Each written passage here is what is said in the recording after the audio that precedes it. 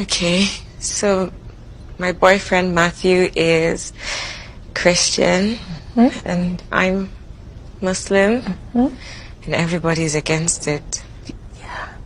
And do you know why? Yes, I do, but Auntie, are there really no exceptions to the rule? Well, let me tell you why it is forbidden, and then you decide from there. How's that? First of all, Allah has forbidden that a Muslim woman marries a Christian man for several reasons. However, a Muslim man can marry a Christian woman or a Jewish woman. Now, why does he prohibit it?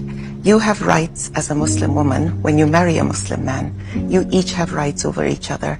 And if your husband does not fulfill his obligations to you, you have the right to go to court and complain about the fact that your husband isn't fulfilling his obligations to you. And the court has the right to demand that your husband fulfills his obligations. So if you marry a Christian man, the law does not apply to him, so you can't go and complain. Another important thing is, of course, children. When you have children together, what faith will they practice? When it comes to festivals, Christmas or Eid, which one will they celebrate? When it comes to Sunday, do they go to church, or Friday, do they go to mosque? There are so many other reasons why it has been forbidden. Another thing is, if your husband dies, you have rights to inherit your husband. However, if you marry a Christian, the family can say everything goes to his family, and you can't defend yourself because the law doesn't apply in this situation.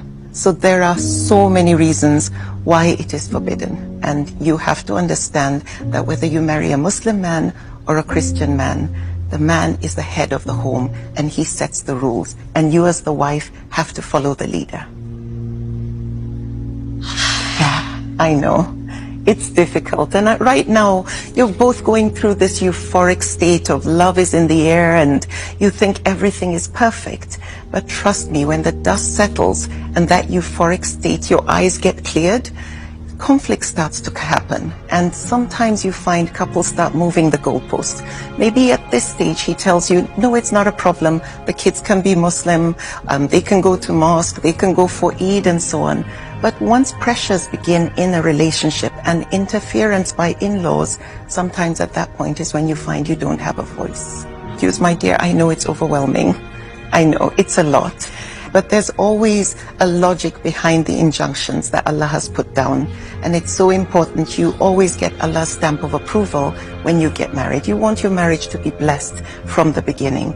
And if you start off by disobeying Allah, where He has clearly said, do not do this, I think you're in for troubled waters. Is it okay for me to interact with you a little more about this? Can I call you? Can I come see Absolutely, you? my darling. I'm here for you. This is what I do, and I will hold your hand every step of the way. Thank you so much.